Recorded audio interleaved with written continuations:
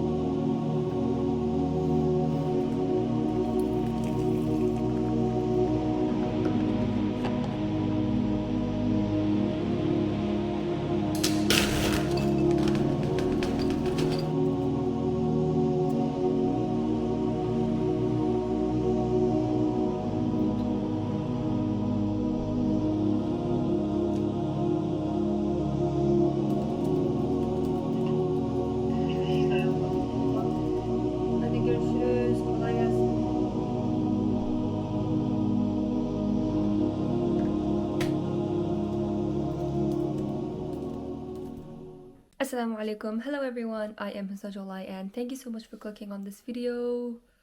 What? Guys, I think there's like a marathon happening because a lot of people are running right now. Whoa. I am witnessing a real life marathon run right now. Welcome to today's video. I wanted to film a Sunday reset because I truly have to clean my room. My reading week is over, and then today I woke up and I was like, I have to have a Sunday reset today. So I got up early, I did my usual morning routine as you saw. I am almost done with my breakfast. I will directly start by taking the dust of every furniture. I haven't cleaned my room for 2 weeks, by the way. By clean, I mean my room is usually very clean and tidy. It's just after some time, things start getting dusty and then you have to vacuum it and stuff. Yeah, I haven't done that for 2 weeks. So that's the plan today. I want to clean my room, clean my bathroom, and then I want to go on like a toiletry shopping. And then I also want to do like a very mini grocery shopping. I should get milk and stuff.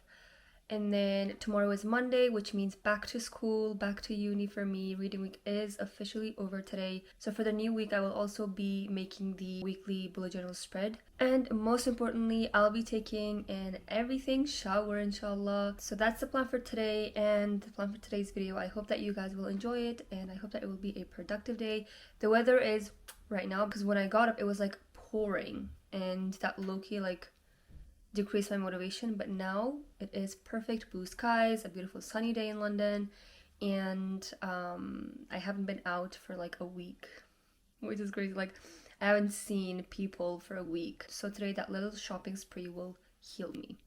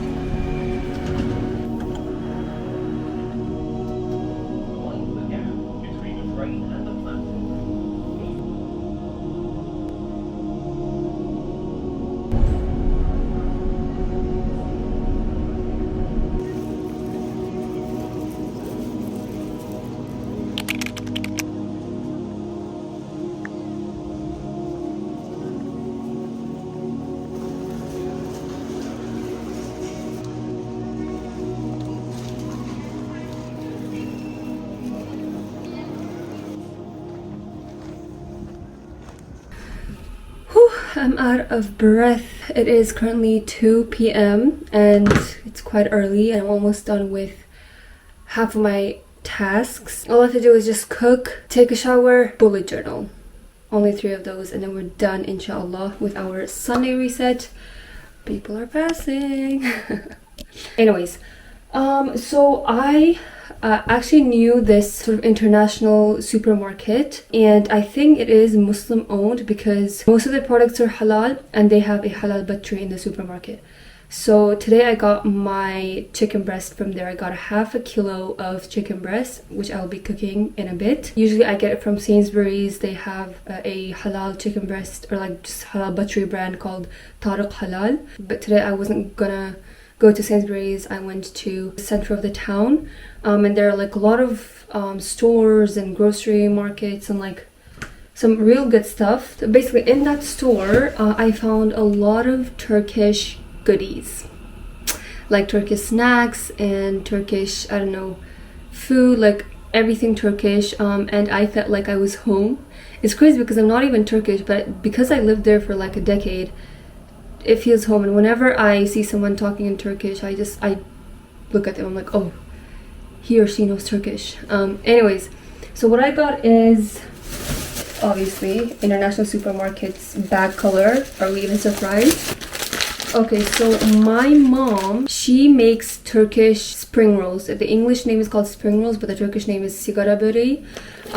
Anyways, so basically she makes like these kind of spring rolls, sigara böreği, with chicken and cheese in it. And she is obsessed. She makes it every day for my brother so that he can take it to school as a lunch. And she was like, Husna, if you can find a triangle yufka, which is sort of a very like thin sheet of dough to make the spring rolls. She's like, if you can, go try to find üçgen yufka, like triangle yufka, and make yourself chicken and cheese stuffed spring rolls, and you will love it. So that's why I got these. I'm not gonna make this today, by the way. I just got it and I'm gonna make it probably like next week or something. Today I'll be making a chicken rice and I'm gonna meal prep it as well so that I can have it throughout the week, now that my studies are gonna start again, inshallah. I got pickles. In fact, Turkish brand Bodrum. I thought it said Burcum. It says Bodrum. Yes, it is that Bodrum. But Bodrum at the same time it means attic, if you don't know. Yeah, it also means attic. You know, like there's the house and then the attic of the house. Bodrum means that as well, but then probably most of you know it as this vacation city in Muğla. Anyways, so I got pickles. I'm so excited to have these with my chicken rice today, with Turkish yogurt next to it. It's gonna be great. I'm not gonna call it a Greek yogurt. It is a Turkish yogurt. And I know this is a controversial topic, but for me, it's a Turkish yogurt. I also went to Boots because I had to get like some type of cleanser and moisturizer ASAP. Because guys, when I remove my makeup, I have to use some type of cleanser on top of it. So I had to get a cleanser ASAP. So I just went to Boots and I tried to get like a good cleanser, not too pricey. And by the way, thank you so much for all the recommendations under my last video when it comes to like, you know, skincare and type of products you recommended me. Got these, what do you even call these? Exfoliating gloves. I use this to literally just like wash my body, you know, with body wash. Like it helps a lot. I have a pair of these back home in Istanbul. It's in pink, but I couldn't find pink, so I got them in yellows. I just got like shaving cream and stuff. So I got the Cetaphil oily skin cleanser. It says combination to oily sensitive skin, which is perfect for me. I got it in like a smaller size because like I said, I needed a cleanser ASAP, but then once I'm out of it, I will hopefully after my researches, I will get from the brands that you guys recommended. And then I couldn't find a moisturizing cream, by the way, when I was in Boots. So I just went to like Boots's brand, and then I found a moisturizing cream for sensitive skin, and it's fragrance free, which I love. Let's actually, okay, it doesn't look bad. That's how it looks. It tastes, wow, it tastes. It smells like a moisturizing cream. I hope it will be good for my skin. So I'll be using these two for my skin. And I also have like some serums, as you guys know, from Bidali. So hopefully my skin will come back to its form. And that's pretty much it, you guys. Oh no, wait a second. I also got this concealer from Rimmel London because I was out of concealer, and this is my first time. It will be my first time using the Rimmel concealer, but let's see. It says the multitasker concealer and corrector. I got it in 025 Rose Ivory, but let me tell you, there were like a lot of Rimmel London concealer colors that match with my skin. There was like 40 Ivory, and then there was like 20 something. All those really matched well with my skin. And then I just went to Lidl. I got milk, dishwashing soap, and then bagel and stuff. So now Asr just called. I don't know if I should first cook and then pray Asr. I think I'm gonna pray Asr first and then I'm gonna cook.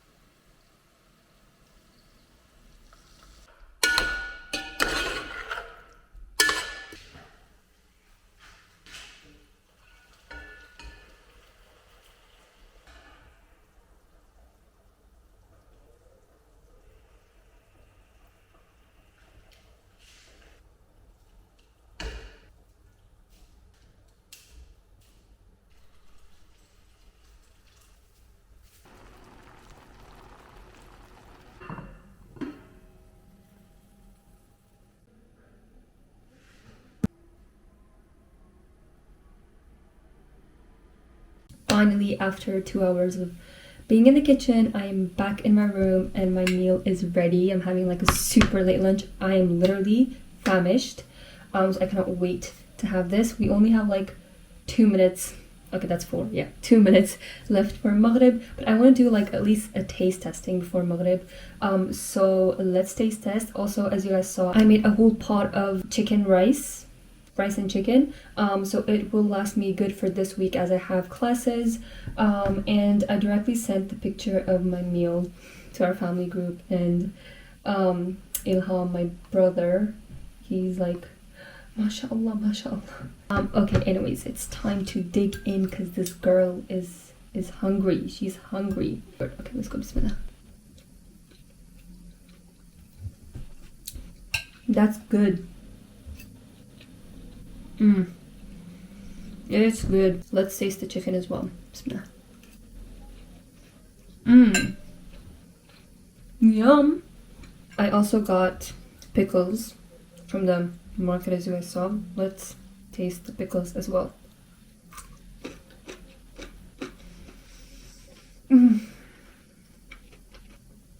I truly feel like I'm at home right now.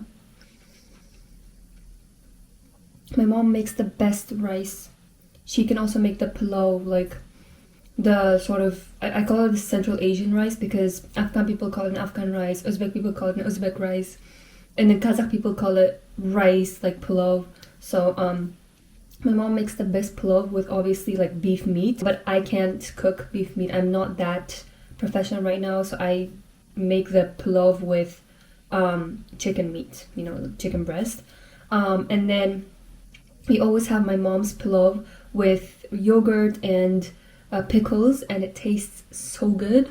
I miss it a lot, but I try to make like the Timu version of my mom's pulao. Anyways, the alarm called. Now I will go and pray Maghrib, and then I'm gonna come back and have my dinner at this point. It's not even lunch.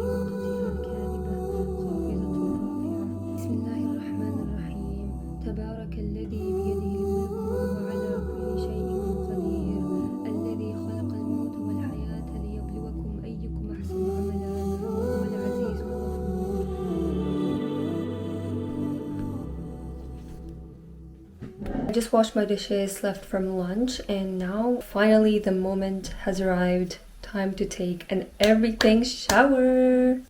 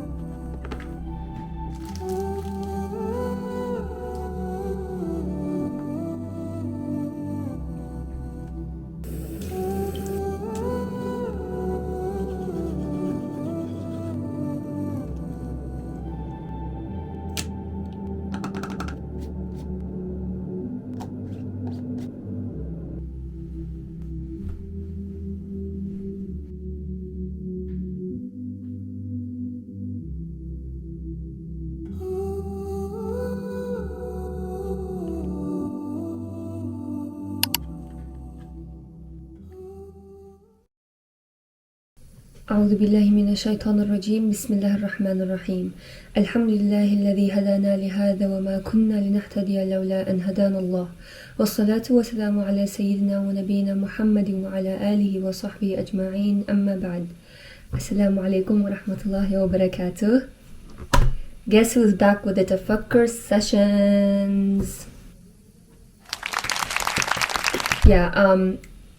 Finally, I know you guys have missed this part of my videos so much, but finally I managed to film a Tafakkur session, to add a Tafakkur session. I was initially planning to add a Tafakkur session in my last video, but then when I was editing, I saw that it was really long, like, as you guys know, it's like 37 minutes long, and if I had added the Tafakkur session, and usually my Tafakkur sessions are at least 10 to 15 minutes, it would have been like 45, 50 minutes to even an hour. I obviously didn't want that to happen. So that's why I was like, you know what, I'm gonna add a Tafakkur session in the upcoming video, inshallah. But we are back at least. So alhamdulillah for that. I really miss Tafakkur sessions, but one thing about me is that I don't want to rush when it comes to Tafakkur sessions. Like, I don't want to add Tafakkur sessions in my videos just because I want to add them, you know. I want to add Tafakkur sessions because I truly want to share my thoughts with you guys regarding, you know, my religion, Allah, His creations, regarding life and stuff. So that's why I'm filming this and adding it right now, alhamdulillah. I just want to like take my time, you know what I mean? But today's Tafakkur session is actually a very spontaneous one. I was planning to talk about an ayah in the Quran where Allah basically says that He is closer to us than our jugular vein. And like throughout the whole summer, this ayah was my best friend. Like, I was just hugging or maybe like holding on to this ayah, and therefore I was going to talk about that ayah in this Tafakkur session. But then this morning I was doing the usual daily FaceTime call with my family, like my mom and my sister, and then my sister shared this beautiful Tafakkur, and I just couldn't hold myself and wanted to add it into today's Tafakkur session. So inshallah, my Tafakkur about the jugular vein ayah will be in the next video, inshallah. But for today, I want to share with you guys a Tafakkur that I got inspired by my sister. It's a beautiful one, and I think you might need to hear this, so let's go. So basically, my sister reminded me of something beautiful about how powerful Allah is, how everything, and I mean everything from A to Z, from the biggest to the smallest, is under His control. So basically, we all know the story of Prophet Yusuf and Prophet Musa alayhi salam. There are a lot of turning points in both of their stories, but then there are also like really common points in their stories as well. I mean, first of all, they both lived in Egypt. Like, that's a huge common thing, and they both were very close to Pharaoh, but one was close to a way better Pharaoh, like Yusuf alayhi salam, and then the other one was close to a very, very bad, like probably the worst Pharaoh in the history. Beautiful common points. But then my sister pointed out something really underestimated, or like underlooked, if that kind of a word exists in the vocabulary. Underlooked, I don't know, but whatever. She just basically pointed out a very underestimated or under-exaggerated common point between both prophets' stories. So in Prophet Yusuf alayhi salam's story, basically he is now like a fully grown-up man. He went through all the well stage, and then getting sold as a slave, living in palace or whatever with a very well-known king's right hand man stage, and then he went through prison stage, and then now we're coming towards the end of his prison stage. Basically the king Pharaoh, he dreams the 7 cows, and then the 7 7 wheats, I think, I don't remember, but basically 7 cows and then 7 plants or something like that. And then the king Pharaoh, basically Pharaoh of Yusuf alayhi salam's time, he obviously he wakes up in the middle of the night, he's in sweat, and then he rings the bell, and it basically means that there's a very, very, very, very urgent situation in the king's palace. And then he commands all the greatest magicians and then dream interpreters to come and interpret his dream, because he got up feeling very scared. And plus, normally when you even see scared dreams, you don't, in our time at least, you don't wake up super scared to a point where you just want to find a dream interpreter and sit, or a scholar in the middle of the night, and then sit and explain your dream to the scholar. You are so afraid in the middle of the night, you got up because of your dream, you're calling to a scholar, you're calling to your dad, or you're using ChatGPT and being I saw this kind of dream, what's the meaning of it, right? It was all Allah, number one. Pharaoh waking up in the middle of the night very scared only because he saw a dream. Plus the dream was not even that scary. He only saw 7 cows and then 7 plants or wheats or something like that. It's not even that scary. But then Allah made him wake up so stressed, so scared, don't know what to do. He immediately wants his dream to get interpreted, and then he just goes and calls the greatest magicians. Now, you guys, back in those days, there were millions of magicians out there. Just right now there are millions of content creators, or I don't know, actors or anything. Back then, being a magician was the diva thing, right? So everyone used to just invest in magic and learning magic, the magic ilm, and then therefore they were the greatest magicians. Those were also really expensive to hire. We're talking about Pharaoh of Yusuf alayhi salam's time. He, in the middle of the night, called all those great, super good, incredibly well at magic, and incredibly well at interpreting dreams. He calls them in the middle of the night, and then they literally spend days to interpret only one dream. And plus, when you think about the dream, it's actually quite easy to interpret, isn't it? 7 cows can mean years, maybe, so 7 years, and then plants drying, 7 plants, so it's basically in total 14 years. So maybe because of the cows, maybe those 7 years will be full of barakah, and then the next 7 years, because of the wheat, it will be very hard, difficult 7 years. So that's basically the interpretation of your dream. But no, they couldn't interpret it. They did everything they could. They were the greatest dream interpreters. They were the greatest magicians, but they couldn't do it. Only one person did it. Only one person interpreted the dream, and that person was Yusuf alayhi salam. Subhanallah, Allah had already granted him the ilm of interpreting dreams. But for him to outshine, go there in front of the king of Egypt, and to interpret his dream in only a couple minutes, in the singlest way, in the most basic way, what did Allah subhanahu wa ta'ala do? He took all the ilm the dream interpreters knew about dreams, just so that Yusuf alayhi salam could outshine it. So Allah made the impossible possible. And then the same happened for Musa alayhi salam. Now let's go to Musa alayhi salam's story. The same thing happened for Musa alayhi salam.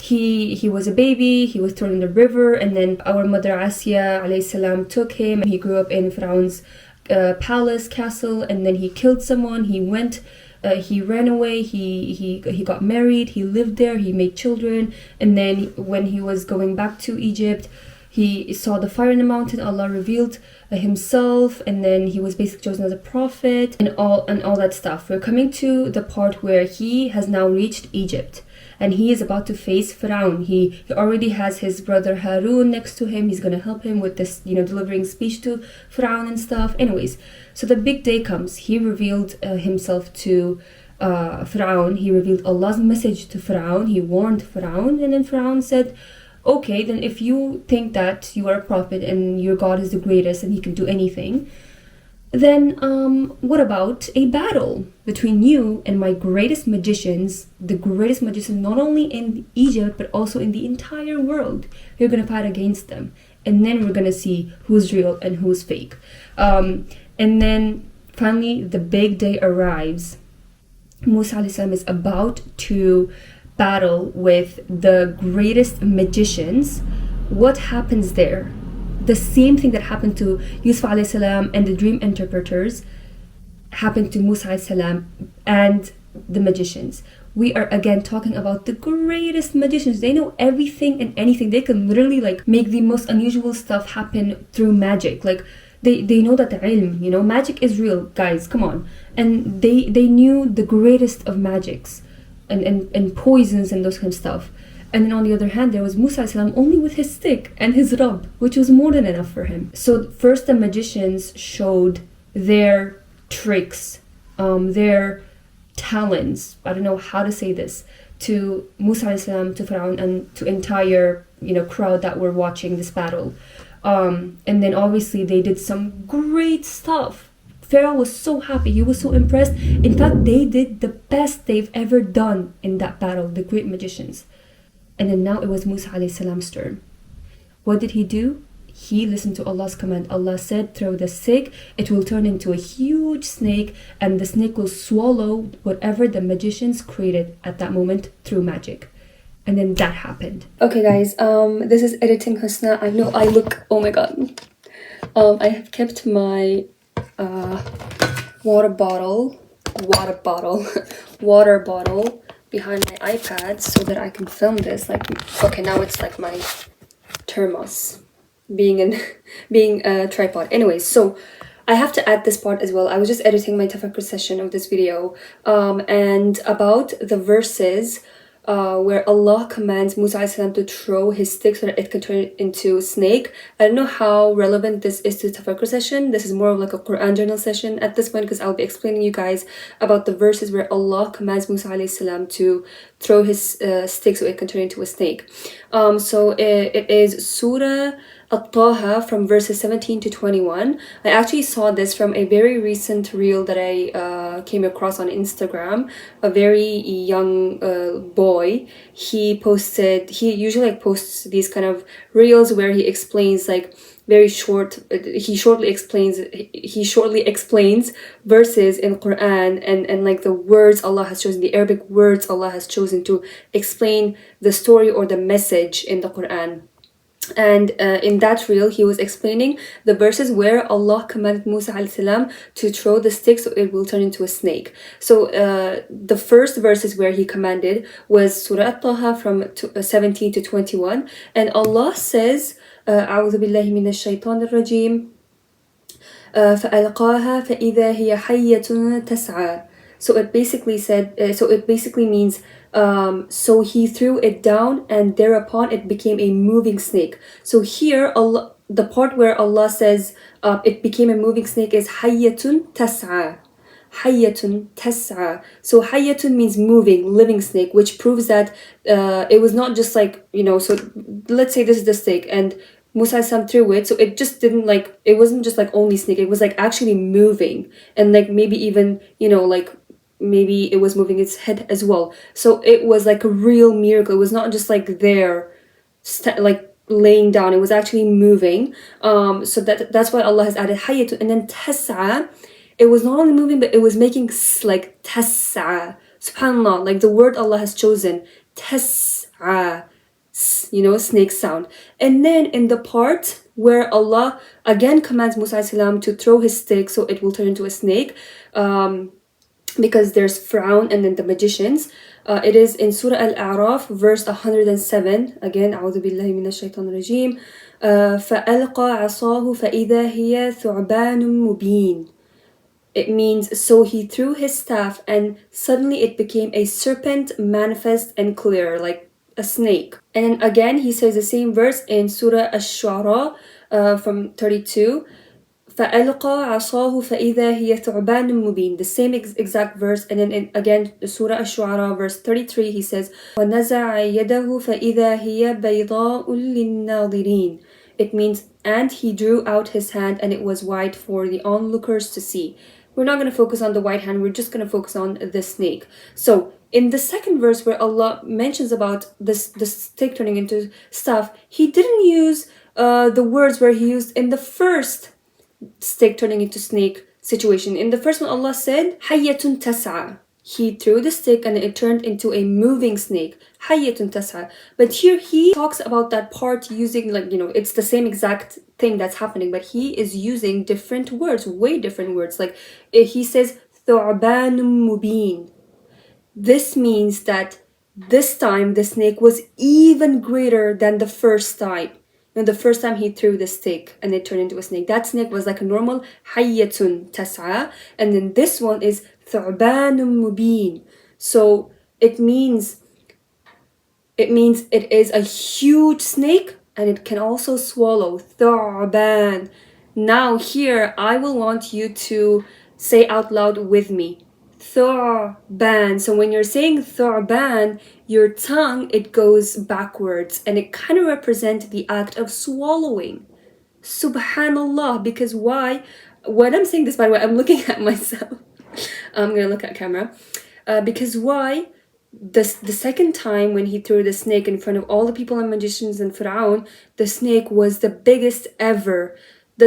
From a very small stick, he threw it. It turned into a huge snake. It even swallowed whatever those magicians, whatever creatures those magicians made through magic. Musa alayhi salam's snake, his miraculous snake, was so big, it not only moved, it also swallowed the magic of the magicians. And the magicians were so scared at that moment, they prostrated, they made sujood to Allah, and they accepted Musa alayhi salam as his messenger.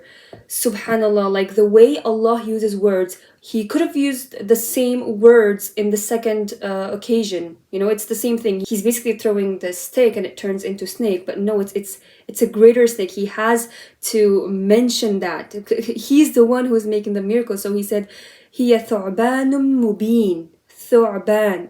And then the first one was hayyatun tas'a.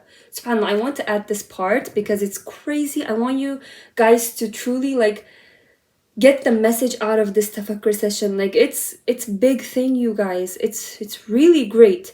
SubhanAllah. Like, anyways, let's move on. SubhanAllah. Like, we're talking about the greatest magicians, and we're talking about a man who has no idea what magic is, what battling with magicians are. He, in fact, just learned that his stick can turn into a snake when he was in the mountain while on his way to Egypt. Like, subhanallah. Just so that Musa alayhi salam could outshine with his miracle that Allah gave him, what did he do? He made the magicians weak. Just like he did the same for Yusuf alayhi salam, just so Yusuf alayhi salam could outshine with his great dream interpreting ilm, he weakened the dream interpreters, the greatest dream interpreters in Egypt, and in fact in the world. So subhanallah, when Allah wants you to be successful, when Allah wants you to outshine, He takes the talent and ability from the greatest people, and then He gives better ilm to you so that you can outshine. Like, it is crazy. If Allah wants, mountains can, change their places. This is literally that, you guys. Like, this is that. Yusuf alayhi salam had no idea about dreams, about what they meant. But then those dream interpreters, they literally spent their whole life studying dreams, gaining the knowledge. They worked hard. They went through, stages of classes, just like we do. Like, for example, we go to grade 1, first we go to nursery, then we go to grade 1, and then, you know, middle school and high school and university. The same thing happened to the dream interpreters. Like, they had their own levels, you know, own exams that they used to pass, and then they used to get you know, status among the other dream interpreters and stuff. And then Yusuf alayhi salam, he had no idea, but Allah gave him the ilm overnight, and then he made him outshine among all those great dream interpreters. And same goes to Musa alayhi salam. He had no idea about magic, about miracles. He only knew Allah. He used to worship him through his entire life, and then overnight he gained the miracle from Allah, and he threw his stick and it turned into a whole snake. Subhanallah. So that is the tafakkur session. There are deep messages in both these beautiful stories. Like, you know, it's insane. I just got goosebumps. Oh my god.